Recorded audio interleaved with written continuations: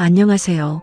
여러분, 오늘은 실제로 50대 후반 통장에 얼마가 있어야 안심이 될까?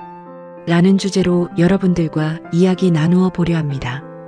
60년대생, 낀 세대 샌드위치 세대라고 하죠.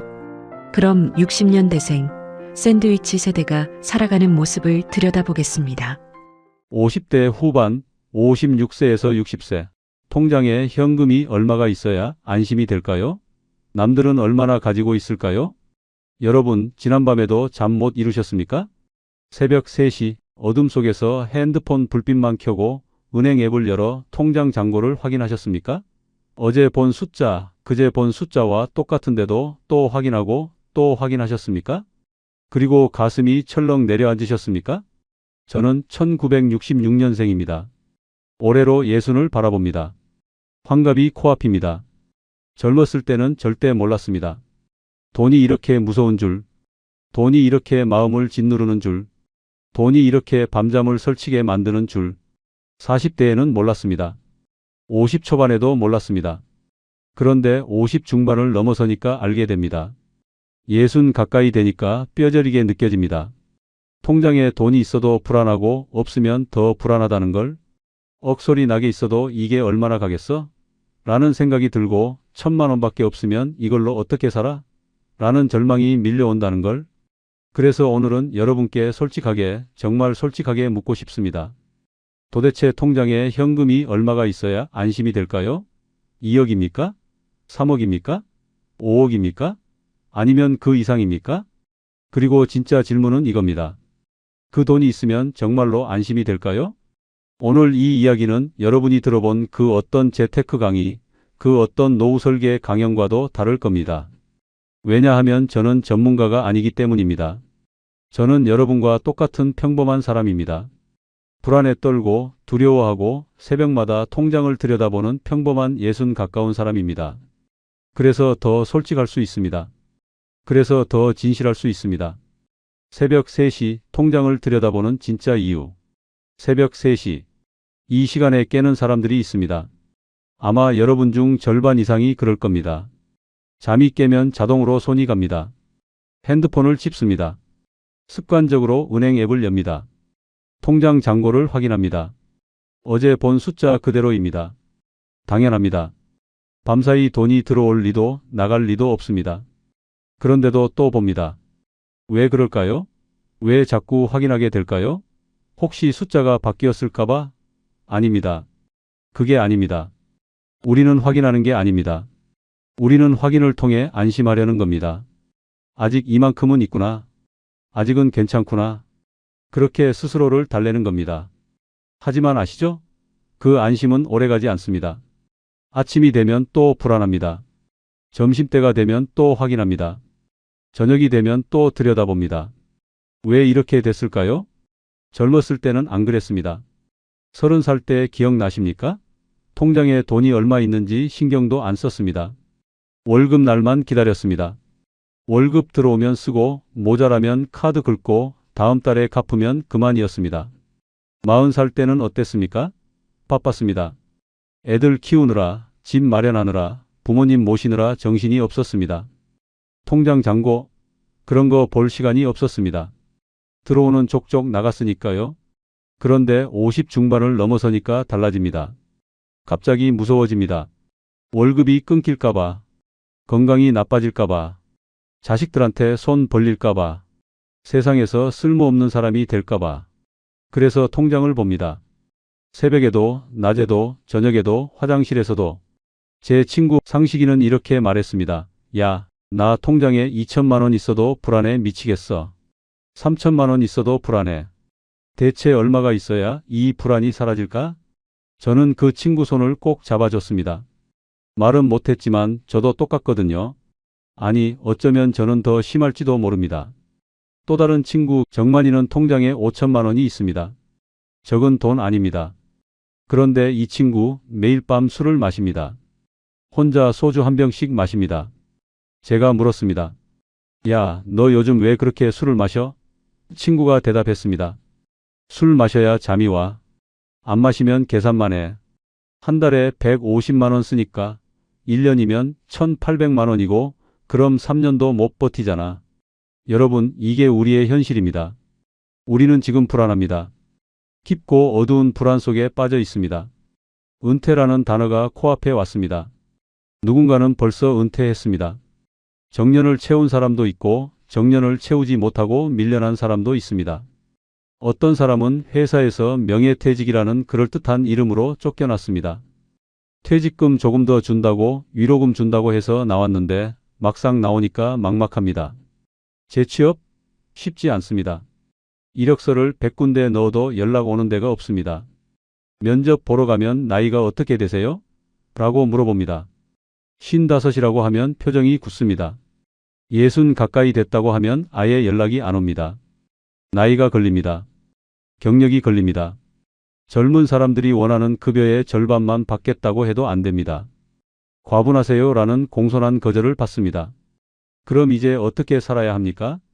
통장에 있는 돈으로 버텨야 합니다. 그게 전부입니다. 국민연금?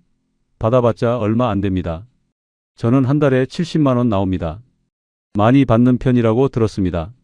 제 친구 중에는 50만 원 받는 사람도 있고 40만 원 받는 사람도 있습니다. 이걸로 뭘 합니까? 월세도 안 됩니다. 퇴직금? 이미 다 쓴 사람이 많습니다. 자식 결혼시키는데 다 들어갔습니다. 집 장만하는데 보태줬습니다. 손주 돌잔치에 썼습니다. 남은 거 없습니다. 집 있으면 다행입니다. 하지만 집이 있다고 해서 당장 현금이 생기는 건 아닙니다. 팔 수도 없습니다. 살 데가 없으니까요. 영목이지 생각해 봤습니다. 하지만 그것도 쉽지 않습니다. 자식들이 싫어합니다. 그 집은 우리 것인데? 라는 말은 안 하지만 표정에 다 나옵니다. 그래서 통장 잔고가 전부입니다. 그 숫자가 내 남은 인생의 무게입니다. 그 숫자가 내 존엄입니다. 그 숫자가 내 자존심입니다. 여러분, 저만 이런 게 아니죠? 밤에 잠 못 이루고 계산해 본 적 있으시죠?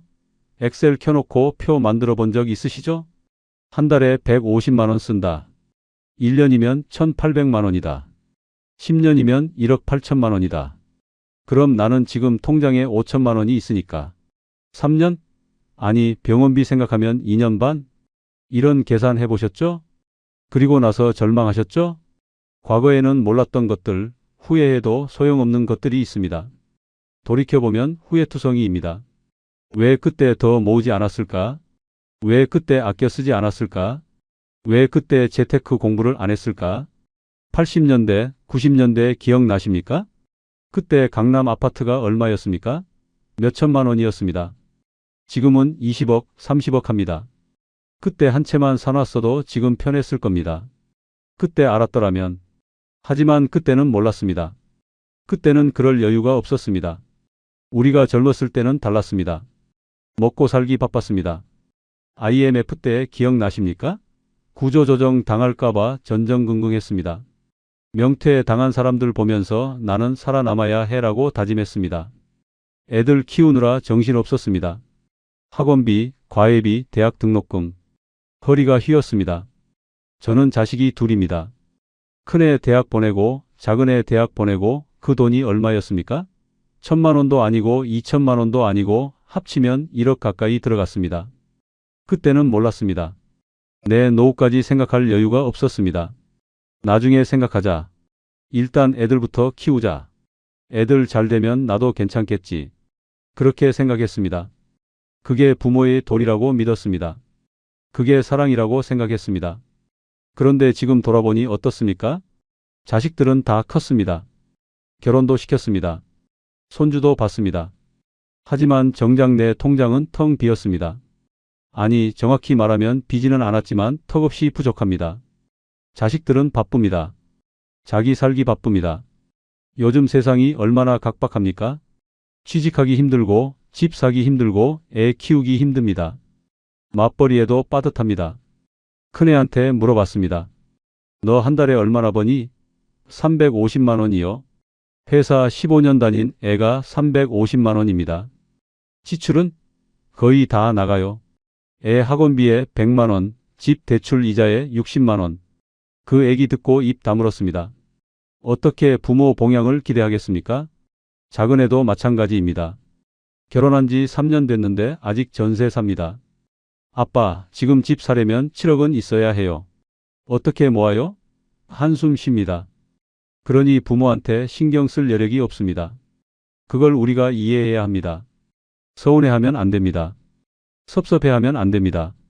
세상이 변했습니다. 옛날처럼 부모 봉양하는 시대가 아닙니다. 옛날에는 아들이 부모 모시는 게 당연했습니다. 딸도 명절 때 찾아와서 용돈 드렸습니다. 지금은 다릅니다. 자식들도 힘듭니다. 자식들도 노후가 불안합니다. 그럼 어떻게 해야 합니까? 내가 알아서 살아야 합니다. 내 돈으로, 내 힘으로, 내 발로. 그게 지금 우리 세대의 숙제입니다. 그게 우리가 짊어져야 할 십자가입니다. 그래서 통장 잔고가 중요합니다. 그 숫자가 내 자존심이고, 내 안정이고, 내 미래입니다. 그때 알았더라면 이 말 몇 번이나 해봤습니까? 집 한 채 더 사둘걸? 보험 하나 더 들어둘걸? 펀드라도 하나 넣어둘걸? 적금이라도 하나 더 부어둘걸? 비트코인이라도 사둘걸? 주식이라도 조금 해둘걸? 후회해봤자 소용없습니다. 과거는 돌아오지 않습니다. 타임머신은 없습니다. 그런데 말입니다. 정말로 그때 알았으면 달라졌을까요? 저는 요즘 이런 생각을 합니다. 그때도 알았을 겁니다. 주변에서 다들 말했습니다. 집값 오를 거야. 지금 사놔. 주식 해봐. 삼성전자 사놔. 보험 들어. 나중에 필요해. 다 알았습니다. 그런데도 안 했습니다. 왜? 여유가 없었으니까요. 당장 애들 학원비 내기도 빠듯했으니까요. 그러니까 후회해봤자 의미 없습니다. 그때는 그게 최선이었습니다. 하지만 여러분, 지금이라도 늦지 않았습니다. 과거는 바꿀 수 없지만 미래는 바꿀 수 있습니다. 적어도 준비는 할 수 있습니다. 지금부터라도 냉정하게 계산해야 합니다. 내가 앞으로 얼마나 살 것인가? 한 달에 얼마가 필요한가? 병원비는 얼마나 들까? 요양원비는 얼마나 될까? 냉정하게 따져봐야 합니다. 감정이 아니라 숫자로 봐야 합니다. 그래야 불안이 조금이라도 줄어듭니다. 그래야 대책을 세울 수 있습니다. 도대체 얼마가 있어야 하는가 전문가는 모릅니다. 자, 이제 본론입니다. 도대체 통장에 얼마가 있어야 안심이 될까요? 전문가들은 말합니다. 재무설계사들은 말합니다. 은행 직원들은 말합니다. 노후 자금으로 최소 2억은 있어야 합니다. 3억은 있어야 여유롭게 사실 수 있습니다. 5억 있으면 편안합니다. 들어보셨죠? 그 말 들으면 웃음이 나옵니다. 씁쓸한 웃음이. 2억? 3억? 5억? 그런 돈 어디서 구합니까? 하늘에서 떨어집니까? 땅에서 솟아납니까? 현실을 보십시오. 통계를 보십시오. 50대 은퇴자의 평균 금융자산이 얼마인지 아십니까? 7천만 원입니다. 평균이 7천만 원입니다. 평균이라는 말은 어떤 사람은 그보다 많고 어떤 사람은 그보다 적다는 뜻입니다. 실제로는 어떻습니까? 제 주변을 봅니다. 통장에 5천만 원 있는 사람 많지 않습니다. 2천만 원, 3천만 원 있으면 그나마 나은 편입니다.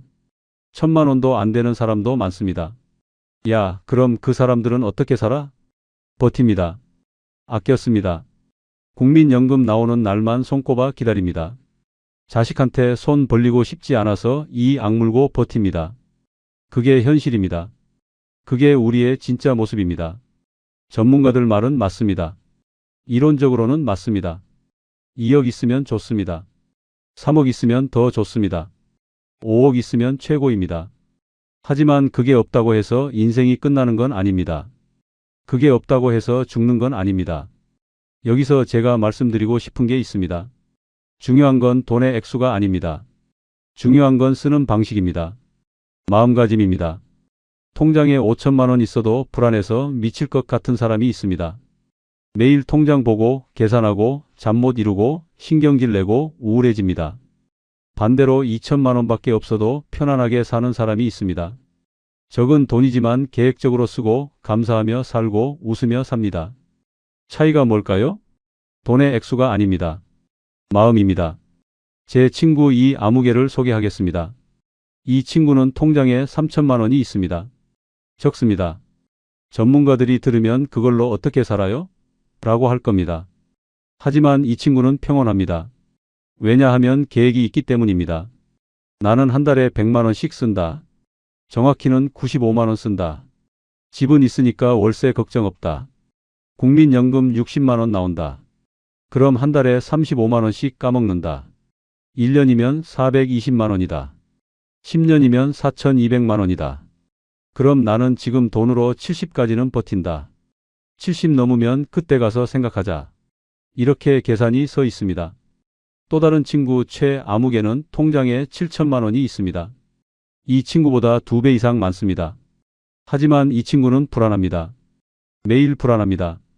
왜냐하면 쓰는 게 많기 때문입니다.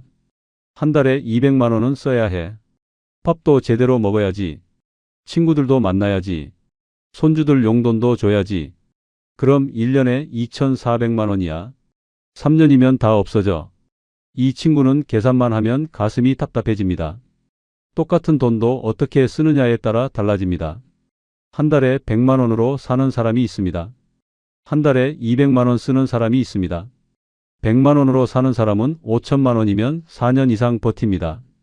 200만 원 쓰는 사람은 2년 남짓밖에 못 버팁니다. 계산이 완전히 달라집니다. 그래서 묻고 싶습니다. 여러분은 한 달에 얼마를 쓰십니까? 정확히 아십니까? 카드값 얼마 나옵니까? 공과금 얼마 나옵니까? 식비로 얼마 쓰십니까? 병원비는? 약값은?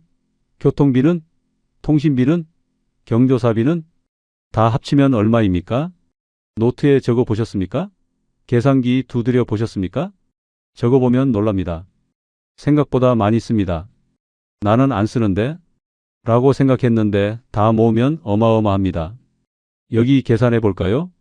카드값 한 달에 50만 원, 공과금 15만 원, 통신비 10만 원, 병원비 20만 원, 식비 30만 원, 교통비 10만 원, 경조사비 10만 원, 잡비 10만 원 다 합치면 155만 원입니다. 나는 100만 원만 쓴다고 생각했는데 착각입니다. 우리는 착각 속에서 삽니다. 정확하게 적어 보십시오. 석 달치를 적어 보십시오. 그럼 보입니다. 내가 얼마나 쓰는지. 그리고 여기서 줄일 수 있는 게 뭔지 봐야 합니다. 안 먹어도 되는 외식. 한 달에 2~3번 외식합니다. 한 번에 5만 원씩 씁니다. 한 달이면 15만 원입니다.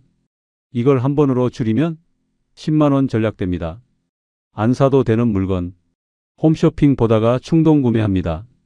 한 달에 20만 원어치 삽니다. 이걸 참으면 20만 원 절약됩니다. 안 가도 되는 모임. 친구들 만나면 밥 사고 술 사고 노래방 갑니다.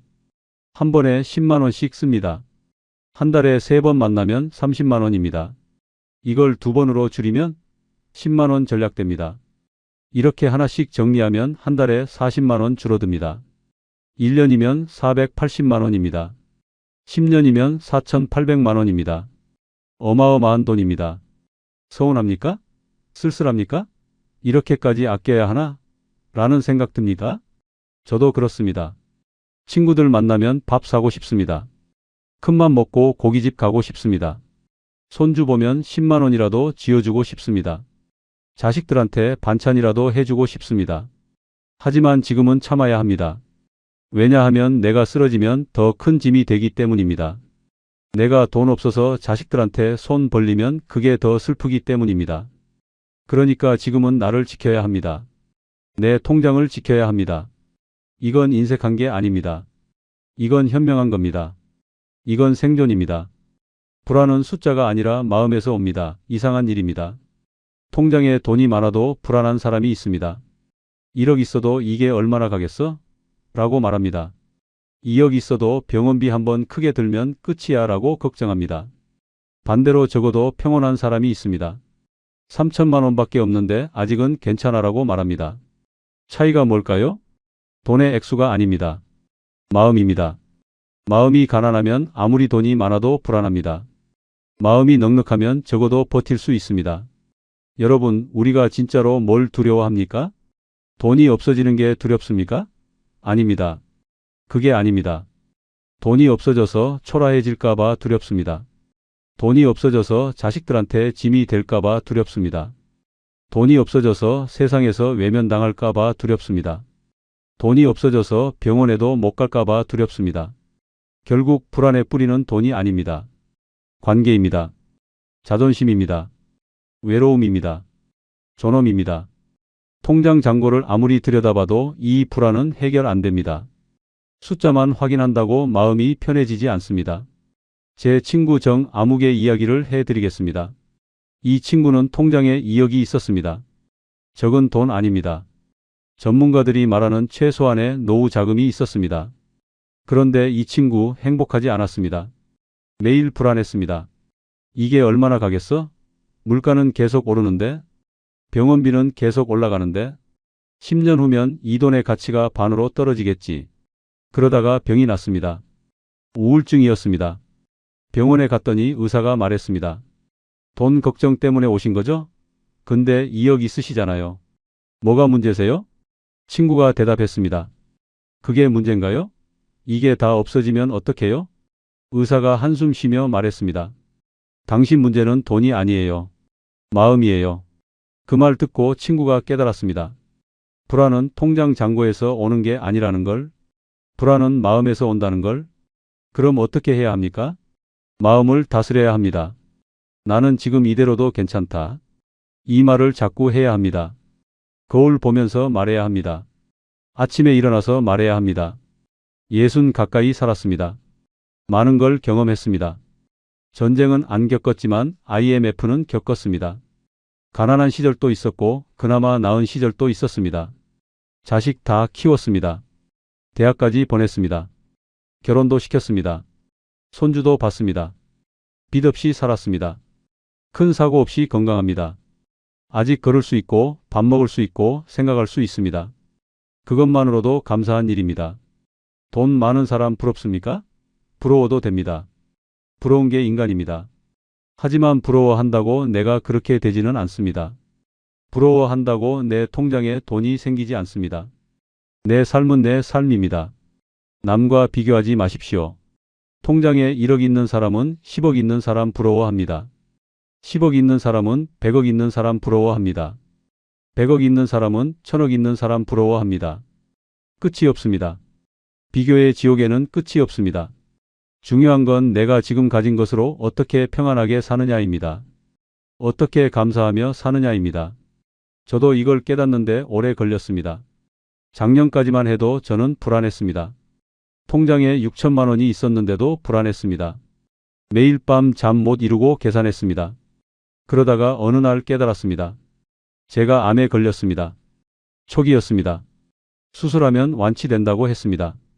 하지만 그 순간, 그 진단받는 순간 제 머릿속에서 통장 잔고가 사라졌습니다. 아, 돈이 중요한 게 아니구나. 건강이 중요하구나. 살아있는 게 중요하구나. 수술 받고 회복하면서 생각이 바뀌었습니다. 통장에 돈이 많으면 뭐해? 건강 잃으면 끝인데. 통장에 10억 있어도 죽으면 못 쓰는데. 그때부터 마음이 편해졌습니다. 물론 아직도 불안할 때가 있습니다. 통장 확인할 때도 있습니다. 하지만 예전처럼 집착하지는 않습니다. 지금 있는 걸로 감사하자. 내일 일은 내일 걱정하자. 이렇게 생각합니다. 여러분도 이런 순간 있지 않습니까? 밤에 잠 못 이루고 통장만 들여다보고 가슴이 답답해지고 한숨만 나오는 순간. 그럴 때는 핸드폰 내려놓으십시오. 창문을 여십시오. 깊게 숨 쉬십시오. 나는 지금도 괜찮다. 나는 지금도 충분하다. 소리 내어 말하십시오. 거짓말이라도 좋습니다. 자꾸 말하다 보면 진짜가 됩니다. 남은 인생 어떻게 쓸 것인가? 우리에게 남은 시간이 얼마나 될까요? 60이면 20년, 30년 더 살 수 있습니다. 70이면 10년, 20년 더 살 수 있습니다. 요즘 사람들 오래 삽니다. 80, 90까지 삽니다. 그 시간을 어떻게 쓸 것입니까? 통장 잔고 들여다보면서 불안해하며 살 겁니까? 매일 계산하고 걱정하고 한숨 쉬며 살 겁니까? 아니면 지금 있는 걸로 만족하며 살 겁니까? 감사하고 즐기고 웃으며 살 겁니까? 저는 요즘 이렇게 생각합니다. 돈은 중요합니다. 부정하지 않습니다. 돈 없으면 힘듭니다. 하지만 돈이 전부는 아닙니다. 건강이 더 중요합니다. 아프면 돈이 아무 소용 없습니다. 통장에 1억 있어도 암 걸리면 병원비로 다 나갑니다. 중환자실에 한 달 있으면 1,000만 원 넘게 나갑니다. 그러니까 건강을 지켜야 합니다. 돈 아껴야 하는데 운동하러 어떻게 가? 이렇게 생각하지 마십시오. 건강은 투자입니다. 지금 10만 원 써서 건강 지키면 나중에 1,000만 원 절약됩니다. 헬스장 다니십시오. 한 달에 5만 원입니다. 비쌉니까? 비싸지 않습니다. 병원비 생각하면 싼 겁니다. 산책하십시오. 공짜입니다. 매일 30분씩만 걸으십시오. 혈압 내려갑니다. 혈당 조절됩니다. 우울증 예방됩니다. 밥 제대로 드십시오. 아껴야지라고 라면만 먹지 마십시오. 영양 부족하면 병 납니다. 적게 먹더라도 제대로 드십시오. 관계가 더 중요합니다. 외로우면 돈이 아무 소용없습니다. 통장에 10억 있어도 혼자 밥 먹는 게 얼마나 쓸쓸합니까? 혼자 텔레비전 보는 게 얼마나 허무합니까? 친구를 만나십시오. 돈 아껴야 하는데 어떻게 만나? 만나야 합니다. 한 달에 한 번이라도 만나야 합니다. 밥 한 끼 같이 드십시오. 비싼데 갈 필요 없습니다. 국밥집 가십시오. 칼국수집 가십시오. 10,000원이면 됩니다. 차 한 잔 같이 마시십시오. 커피숍 가십시오. 5,000원이면 됩니다. 같이 걸으십시오. 공원 가십시오. 공짜입니다. 중요한 건 돈이 아닙니다. 중요한 건 함께하는 시간입니다. 외로우면 우울해집니다. 우울하면 병 납니다. 병 나면 병원비로 돈 다 나갑니다. 그러니까 관계는 투자입니다. 한 달에 10만 원 써서 친구 만나면 나중에 100만 원 절약됩니다. 마음이 더 중요합니다. 불안하면 돈이 아무 소용없습니다. 평안이 없으면 행복도 없습니다. 마음을 다스려야 합니다. 명상하십시오. 기도하십시오. 절에 가십시오. 교회에 가십시오. 믿음이 있으면 마음이 편해집니다. 책 읽으십시오. 도서관 가십시오. 공짜입니다. 좋은 책 많습니다. 읽다 보면 위로받습니다. 취미를 가지십시오. 돈 아껴야 하는데 취미를 어떻게 해? 해야 합니다. 인생이 돈만 아끼려고 사는 게 아닙니다.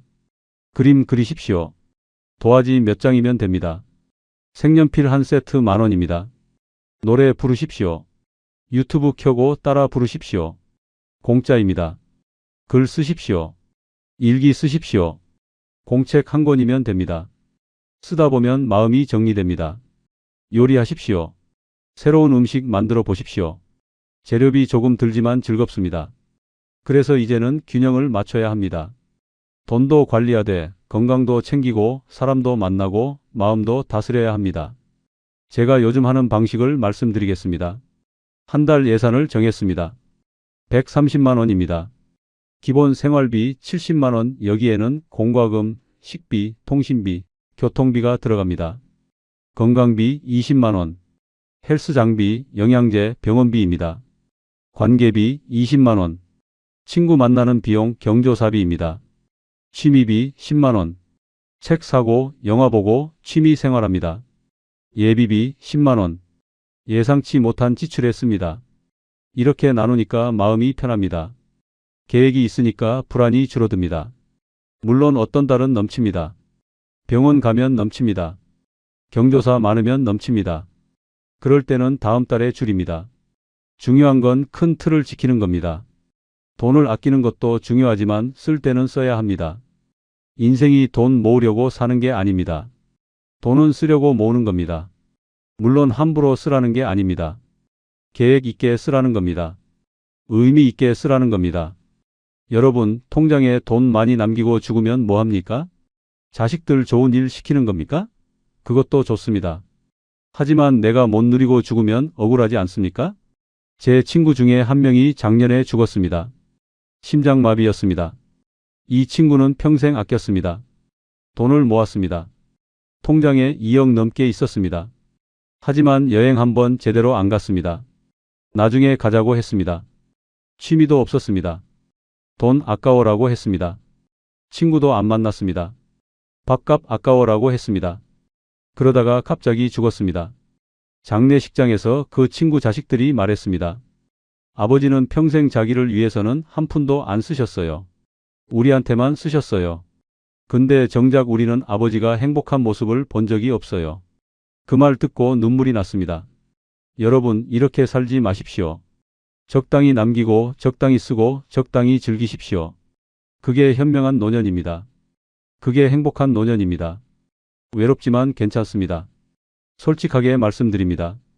우리는 외롭습니다. 깊고 어두운 외로움 속에 있습니다. 자식들은 바쁩니다. 일주일에 한 번 전화하면 다행입니다. 한 달에 한 번 보면 감사합니다. 친구들은 흩어졌습니다. 누구는 이사 갔습니다. 누구는 죽었습니다. 누구는 병으로 못 만납니다. 연락하기도 귀찮아졌습니다. 배우자와도 말이 없습니다. 같이 살지만 대화가 없습니다. 밥 먹어, 응. 이게 전부입니다. 혼자 있는 시간이 많습니다. 아침에 일어나면 혼자입니다. 밥 먹을 때도 혼자입니다. 텔레비전 볼 때도 혼자입니다. 잠들 때도 혼자입니다. 그럴 때 통장을 봅니다. 숫자라도 있으니까 안심이 됩니다. 이만큼은 있구나. 그렇게 생각하면 조금 위로가 됩니다. 하지만 여러분, 돈은 외로움을 채워주지 못합니다. 돈은 안정을 줍니다. 하지만 위로는 주지 못합니다. 따뜻함은 주지 못합니다. 행복은 주지 못합니다. 위로는 사람이 줍니다. 따뜻한 말 한마디가 줍니다. 같이 웃는 시간이 줍니다. 함께 밥 먹는 순간이 줍니다. 그러니까 돈만 붙잡지 마십시오. 사람도 붙잡으십시오. 전화 한 통 하십시오. 오랜만에 친구한테 연락하십시오. 야, 잘 지내냐? 요즘 어떻게 지내? 이렇게 물어보십시오. 친구도 외롭습니다. 친구도 기다리고 있습니다. 자식한테도 전화하십시오. 돈 달라는 소리 아닙니다. 뭐 사달라는 소리 아닙니다. 그냥 목소리 듣고 싶어서 전화하십시오. 잘 지내니? 애들은 잘 있고? 밥은 잘 먹고 다니니? 이렇게만 물어보십시오. 자식도 부모 목소리 듣고 싶어 합니다. 외롭다고 부끄러워하지 마십시오. 외로운 게 당연합니다. 나이 들면 다 외롭습니다. 부자도 외롭고 가난한 사람도 외롭습니다. 성공한 사람도 외롭고 실패한 사람도 외롭습니다. 외로움은 인간의 조건입니다. 하지만 외로움 속에서도 따뜻함을 찾을 수 있습니다. 작은 것에서 기쁨을 찾으십시오. 아침에 눈 떴을 때 감사하십시오. 오늘도 살아있구나. 감사합니다. 이렇게 말하십시오. 밥 먹을 수 있어서 감사하십시오. 얼마나 많은 사람이 제대로 밥도 못 먹습니까? 걸을 수 있어서 감사하십시오. 얼마나 많은 사람이 휠체어에 앉아 있습니까? 볼 수 있어서 감사하십시오. 들을 수 있어서 감사하십시오. 말할 수 있어서 감사하십시오. 생각해 보십시오. 우리는 가진 게 많습니다. 당연하게 여겨서 모를 뿐입니다. 그런 마음이 쌓이면 외로움이 조금 줄어듭니다. 불안이 조금 줄어듭니다. 죽음 앞에서 돈은 무의미하다. 여기서 잠깐 멈추고 생각해 봅시다. 우리는 언젠가 죽습니다. 피할 수 없는 진실입니다. 부자도 죽고 가난한 사람도 죽습니다. 건강한 사람도 죽고 아픈 사람도 죽습니다. 죽을 때 통장 잔고가 얼마인지 중요합니까? 중요하지 않습니다. 죽을 때 중요한 건 하나입니다. 나는 행복했는가? 그 질문 하나입니다. 제가 아는 어떤 할머니가 있었습니다. 이 할머니는 가난했습니다. 통장에 1,000만 원도 없었습니다. 국민연금도 얼마 안 됐습니다. 하지만 이 할머니는 행복했습니다. 매일 웃었습니다. 이웃과 수다 떨었습니다. 손주들 보면 좋아했습니다. 공원에서 운동했습니다. 교회에 다녔습니다. 그러다가 85살에 돌아가셨습니다. 장례식장이 사람으로 가득 찼습니다. 이웃들이 다 왔습니다. 친구들이 다 왔습니다. 다들 울었습니다. 참 좋으신 분이었어요. 항상 웃으셨어요. 우리한테 힘이 되셨어요. 이게 진짜 성공 아닙니까? 반대로 제가 아는 어떤 할아버지가 있었습니다. 이 할아버지는 부자였습니다. 통장에 10억 넘게 있었습니다. 집도 몇 채 있었습니다. 하지만 이 할아버지는 불행했습니다. 항상 불안했습니다. 돈 걱정했습니다. 사람 안 만났습니다. 자식들과도 사이가 안 좋았습니다. 그러다가 80살에 돌아가셨습니다. 장례식장이 한산했습니다. 자식들만 왔습니다. 친구도 없었습니다. 이웃도 없었습니다. 이게 성공입니까? 여러분, 돈은 도구입니다. 행복의 수단입니다. 행복 그 자체가 아닙니다. 돈이 많으면 편합니다. 부정하지 않습니다. 하지만 돈이 많다고 행복한 건 아닙니다. 행복은 마음에서 옵니다. 관계에서 옵니다. 감사에서 옵니다. 우리에게 남은 시간 얼마나 됩니까? 10년? 20년? 30년? 그 시간을 돈 걱정하면서 보낼 겁니까? 통장 들여다보면서 보낼 겁니까? 아니면 감사하면서 보낼 겁니까? 즐기면서 보낼 겁니까? 선택은 우리 것입니다. 자, 이제 구체적으로 말씀드리겠습니다. 실전입니다. 통장에 얼마가 있든 어떻게 하면 버틸 수 있을까요? 첫째, 정확하게 파악하십시오. 노트를 꺼내십시오. 펜을 꺼내십시오. 적으십시오.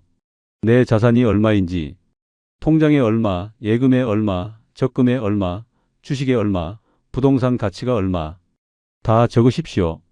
정확하게 적으십시오. 그리고 내 지출이 얼마인지, 한 달에 얼마 쓰는지, 1년에 얼마 쓰는지, 카드 명세서를 보십시오. 석 달치를 꺼내십시오. 항목별로 나누십시오. 식비, 공과금, 의료비, 교통비, 통신비, 기타. 정확한 숫자가 나옵니다. 그럼 계산이 나옵니다. 아, 나는 이 돈으로 이만큼 버틸 수 있구나. 둘째, 줄일 수 있는 걸 찾으십시오. 통신비 보십시오.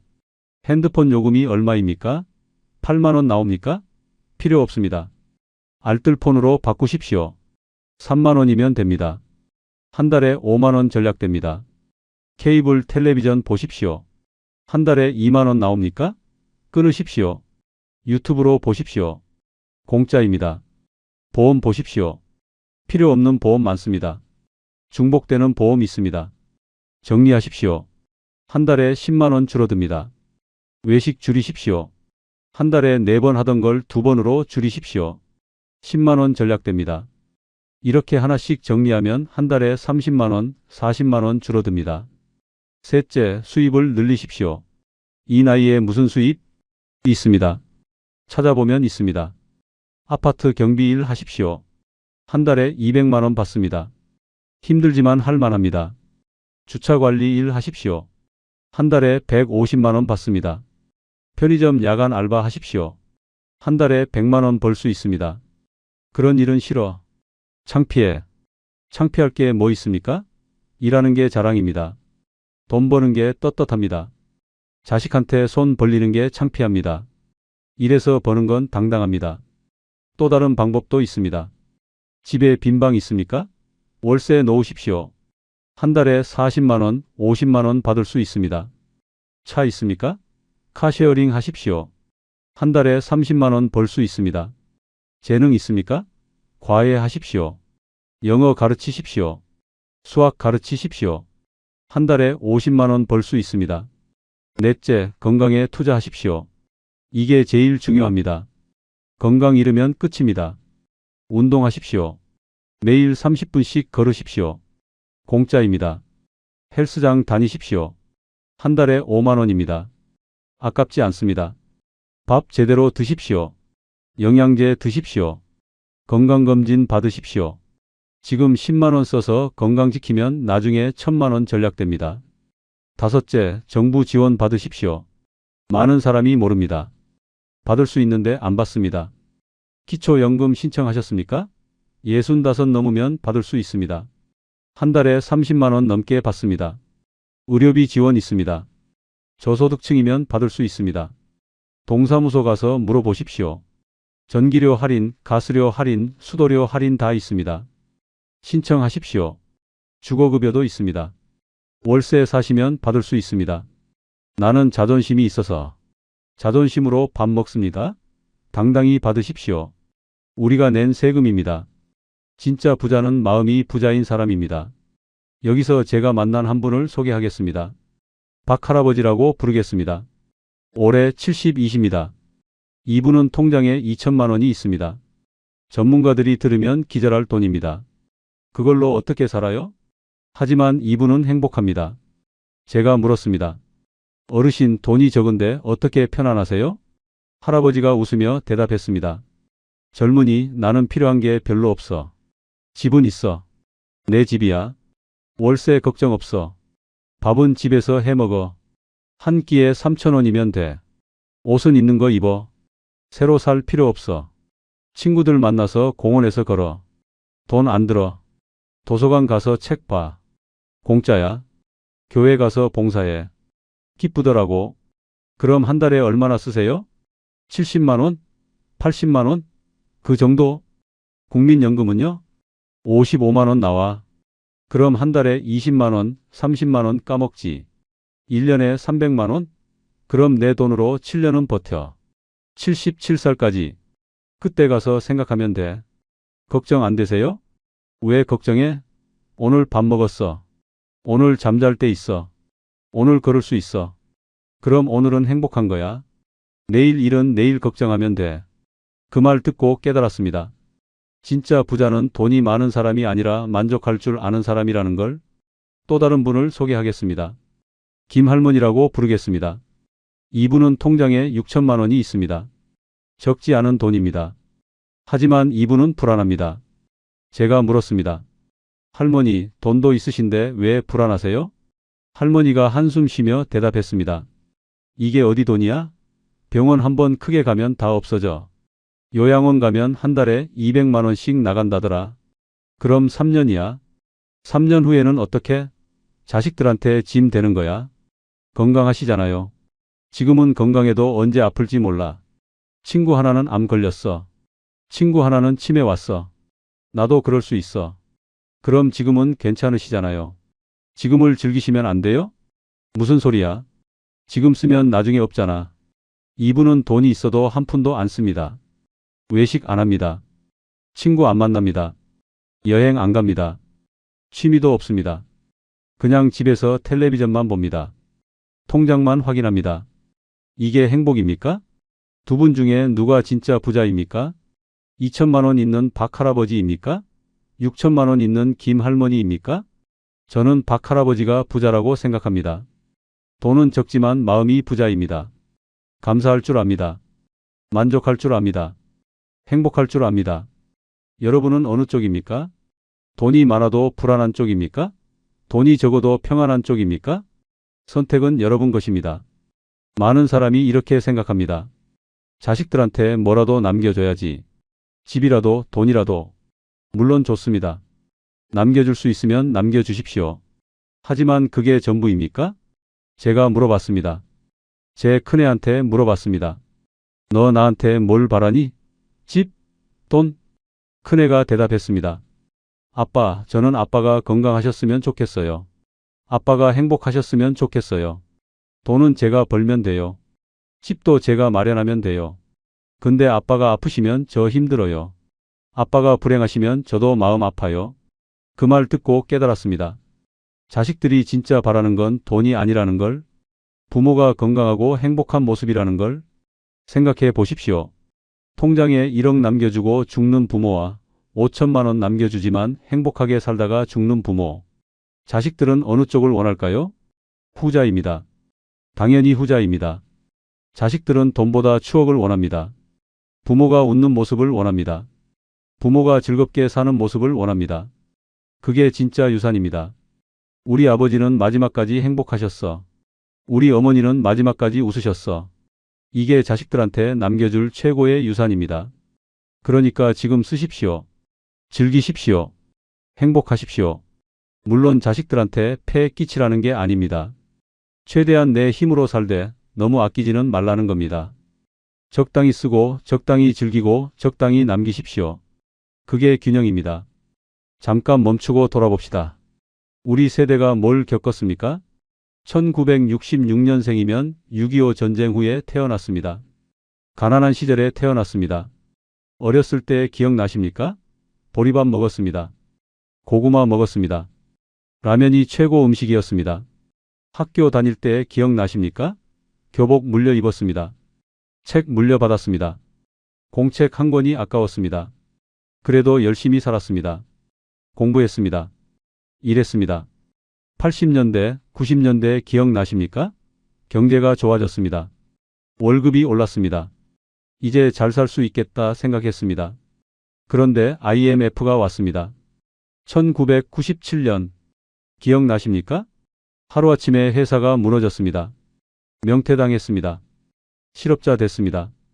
길거리에 노숙자가 넘쳤습니다. 그래도 버텼습니다. 재취업했습니다. 다시 일했습니다. 2008년 금융위기 기억나십니까? 또 힘들었습니다. 주식 잃었습니다. 부동산 떨어졌습니다. 그래도 버텼습니다. 코로나 기억나십니까? 2020년부터 세상이 멈췄습니다. 사람 못 만났습니다. 돈 벌기 힘들었습니다. 그래도 버텼습니다. 우리 세대는 버티는 세대입니다. 견디는 세대입니다. 희생하는 세대입니다. 부모님 모셨습니다. 형제 돌봤습니다. 자식 키웠습니다. 손주 봤습니다. 우리는 많은 걸 했습니다. 많은 걸 참았습니다. 이제는 우리 차례입니다. 이제는 우리가 누릴 차례입니다. 우리가 행복할 차례입니다. 돈 아끼는 것도 좋지만 이제는 우리를 위해 쓸 때입니다. 자식들한테 미안해서 미안할 것 없습니다. 우리는 충분히 했습니다. 이제는 우리 인생입니다. 통장 잔고보다 중요한 게 뭡니까? 첫째, 건강입니다. 건강 잃으면 돈이 소용없습니다. 아무리 돈 많아도 아프면 끝입니다. 건강을 지키십시오. 운동하십시오. 밥 제대로 드십시오. 병원 정기적으로 가십시오. 둘째, 관계입니다. 외로우면 돈이 소용없습니다. 아무리 돈 많아도 혼자면 불행합니다. 사람을 만나십시오. 친구 만나십시오. 자식 만나십시오. 이웃과 인사하십시오. 셋째, 마음입니다. 불안하면 돈이 소용없습니다. 아무리 돈 많아도 불안하면 지옥입니다. 마음을 다스리십시오. 감사하십시오. 명상하십시오. 기도하십시오. 넷째, 의미입니다. 삶에 의미가 없으면 돈이 소용없습니다. 아무리 돈 많아도 의미 없으면 공허합니다. 의미를 찾으십시오. 봉사하십시오. 남을 도우십시오. 취미를 가지십시오. 다섯째, 지금입니다. 미래만 걱정하면 현재가 소용없습니다. 아무리 준비해도 지금이 불행하면 의미 없습니다. 지금을 사십시오. 오늘을 즐기십시오. 이 순간에 집중하십시오. 통장 잔고는 숫자입니다. 중요하지만 전부는 아닙니다. 인생은 숫자로 사는 게 아닙니다. 마음으로 사는 겁니다. 여러분, 긴 이야기 들어주셔서 감사합니다. 마지막으로 정리하겠습니다. 통장에 현금이 얼마가 있어야 안심이 될까요? 정답은 없습니다. 2억 있어도 불안한 사람이 있습니다. 2천만 원밖에 없어도 평안한 사람이 있습니다. 중요한 건 액수가 아닙니다. 중요한 건 마음입니다. 내가 지금 가진 것으로 감사할 수 있느냐, 없느냐입니다. 우리는 60 가까이 살았습니다. 70 가까이 살았습니다. 많은 것을 경험했습니다. 가난도 겪었고 풍요도 겪었습니다. 전쟁은 안 겪었지만 경제위기는 여러 번 겪었습니다. 기쁨도 있었고 슬픔도 있었습니다. 그 모든 것이 우리를 만들었습니다. 그 모든 것이 우리의 역사입니다. 지금 통장에 돈이 적어도 괜찮습니다. 우리는 살아남았습니다. 여기까지 왔습니다. 아직 숨 쉬고 있습니다. 아직 걸을 수 있습니다. 아직 생각할 수 있습니다. 그것만으로도 대단한 겁니다. 건강하면 됩니다. 마음이 평안하면 됩니다. 사람이 있으면 됩니다. 돈은 도구입니다. 행복의 전부가 아닙니다. 이제라도 늦지 않았습니다. 오늘부터 계획하십시오. 한 달 예산 세우십시오. 쓸 때 쓰고 아낄 때 아끼십시오. 그리고 마음을 다스리십시오. 감사하십시오. 사람을 만나십시오. 새벽에 통장 보지 마십시오. 그 시간에 감사 기도하십시오. 오늘도 살아있게 해주셔서 감사합니다. 낮에 통장 보지 마십시오.